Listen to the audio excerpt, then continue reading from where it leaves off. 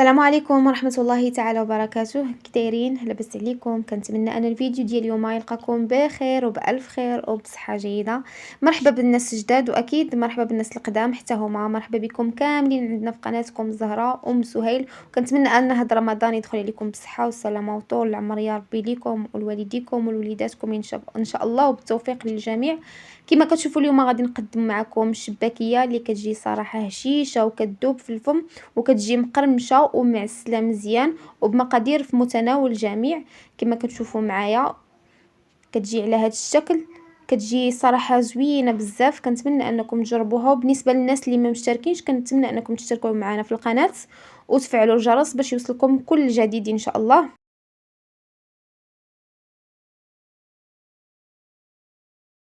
نخليكم تشاهدوا معايا المقادير. تشوفوا عندي هنايا كأس من الماء اللي درت فيه زعفران شعره. بالنسبه للناس اللي ما عندهمش زعفران شعره يعوضوه بالزعفران العادي او لا زعفران مكعبات، يديروه في الماء ويخلطوه مزيان.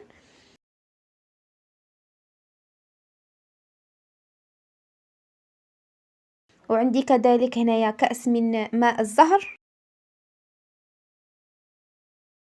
كما كتشوفوا درت كأس من زعفران شعره وكأس من ماء زهر وكأس من زيت الزيتون. بالنسبه للكاس فانا كنخدم كأس ديال العنبه. وعندي كذلك كأس من زيت المائدة حتى هي بكاس العنبة.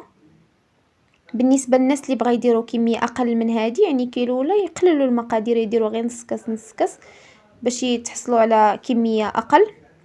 وعندي كذلك هنايا الخل، غندير نص كاس ديال كاس، نص كاس ما عامرش حتى هو مزيان ديال الخل. صراحه الخل هو اللي كيعطي لهذيك الشباكيه هذيك الهشاشه وباش كتجي مقرمشه، يعني غير كتقيسوها كتبدا تفرتت راسها يعني كتجي مقرمشه. وعندي هنايا كذلك كأس من الزبدة حتى هي تكون مذابة.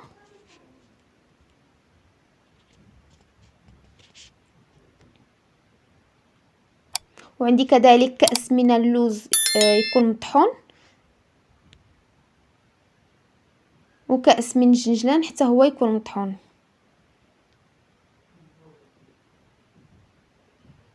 وعندي كذلك بيضة.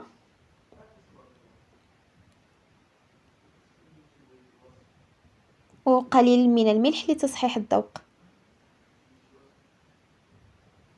وعندي هنا قليل من خميرة العادية ديال العجين. وكذلك ملعقة كبيرة من القرفة مدقوقة. وعندي هنا رأس ملعقة كبيرة من الجوزة حتى هي مطحونة مزيان. وعندي كذلك هنايا ملعقة غير مملوءة من النافع البلدي. كنخلطو مزيان دوك السوائل حتى نحصلوا على واحد العجين كريمي. كنخلطو مزيان حتى كينسجموا لنا العناصر.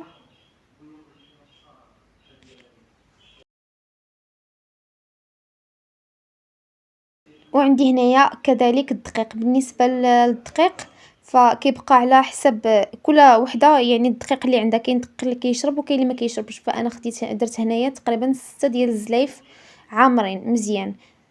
هاد الكميه اللي انا عطيتكم ديال المقادير خدات من عندي 6 زلايف. وكما كتشوفوا انا كندير شويه، كندير الزلافه الاولى وكنخلط حتى كنتحصل على داك العجين يكون ما قاصحش وفي نفس الوقت ما جاريش، يعني عجين تكون متوسطه، يعني ما تكونش قاصحه بزاف بحال يعني قاصحه بزاف ما تقدروش تدلكوها وفي نفس الوقت ما تكونش جاريه يعني رطبه بزاف، تكون بين وبين.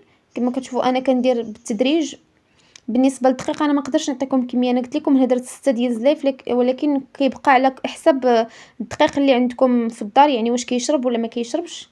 يعني ديروا شويه بشويه وحتى كتحصلوا على داك العجين. كنجمعوها مزيان.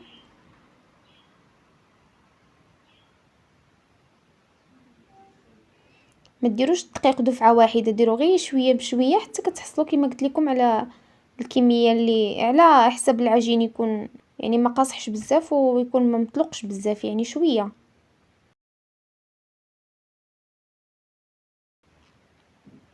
كما كتشوفوا على هذا الشكل كنبداو نجمعوا العجين ديالنا مزيان حتى كنتحصلوا على عجينه بحال هكا.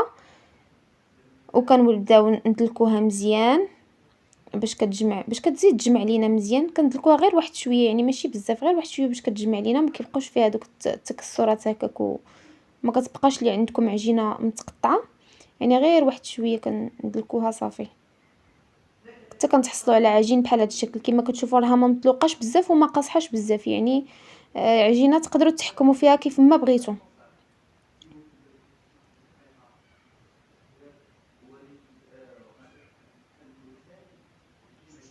كنقطعوا العجين ديالنا الى كويرات صغيره باش نديروهم في واحد البلاستيك ونخليهم يرتاحوا واحد شويه ونخدموا بها غير شويه باش كتزيد ترطب معنا اكثر باش كتصلح لكم في الخدمه، ما كتبداش تقطع لكم العجين. واخا صراحه هي ما كتقطعش، لكن من الاحسن انكم تخليو العجين ديالكم ترتاح غير واحد 5 دقائق ولا ما واصلوش بين ما توجدوا المسائل ديالكم وتخدموها.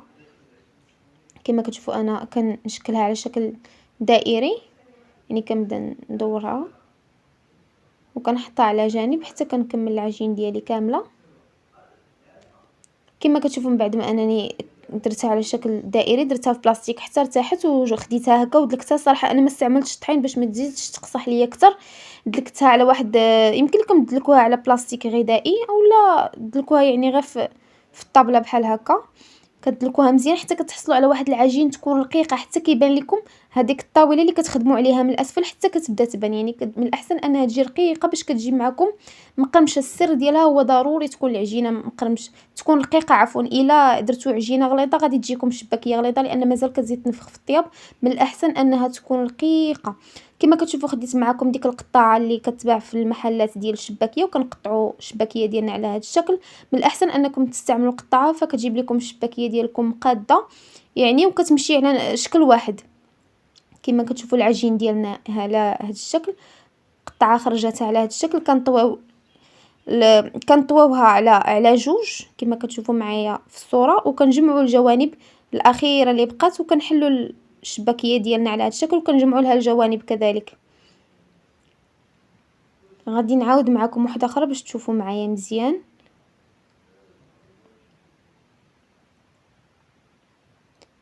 كنطويو جوج الاولين مع الجوج الثانيين، انا كما شفتوا كنطويو جوج الاولين مع جوج الثانيين هكا وكنقلبوا العجين ديالنا الى الاسفل وكناخذوا هذاك الطرف اللي باقي وكنحطوه وكنجمعوا له الجوانب ديالو. ضروري تزيروا الجوانب ديالو، وإلا خفتوا انها تحل لكم سدوهم بواحد شويه ديال الماء. فهي اللي سديتوها مزيان بالصبع ديالكم راه ما غاديش تحل، ولكن الا خفتوا ديروا سدوها بالماء. كما كتشوفوا من بعد كنحلوا الشباكيه ديالنا وكنجمعوا لها الجوانب ديالها مزيان. غادي نعاود معكم واحده اخرى باش تشوفوا مزيان بكل وضوح. كما قلت لكم كتجمعوا الجوج الاولين مع الجوج الثانيين وكنجيب داك الطرف الاخير اللي بقى كنسدوه وكنحلوا الشباكيه ديالنا على هذا الشكل حتى كنتحصلوا ليها على هذا الشكل. ومن بعد ما اننا كنكونوا انتهينا من الشباكيه ديالنا كامله كنخليوها ترتاح واحد كنخليوها عفوا حتى تنشف.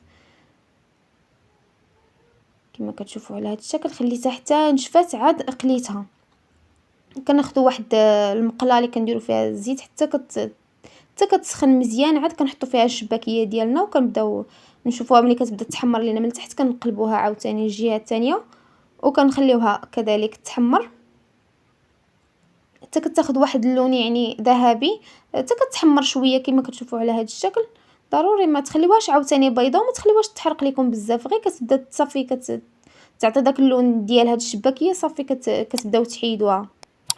وضروري ديروها على نار مهيله لان الشباكيه صافي الزيت ملي كتسخن صافي دغيا كتبدا طيب وغادي تمشي تحرق لكم الشباكيه ديالكم. من بعد ما كتكون طابت كنقطروها مزيان وكنديروها في العسل اللي حتى هو كنكونوا دفيناه من قبل. بالنسبه للطريقه ديال العسل فانا غنخليها لكم لتحت في صندوق الوصف. كما كتشوفوا فضروري تقطروا الشباكيه ديالكم مزيان، عاد ديروها في العسل وكتخليوها تشرب. كندخلها حتى كتقرب طيب ليا عاوتاني المقله الاولى. المقله الثانيه عاد كنحيد هاد الشباكيه اللي درت في العسل ضروري كنخليوها تشرب مزيان وعاد كنحيدها حتى كتقرب طيب ليا هذه الثانيه. من بعد ما كنكون طيبتها ودرتها في العسل كنصفيها مزيان وكنرشوها بالجنجلان وكنقدموها على هذا الشكل. صراحه كتجي هاد الشباكيه كتجي صراحه زوينه، كلشي كاع اللي داق عندنا كتعجبهم.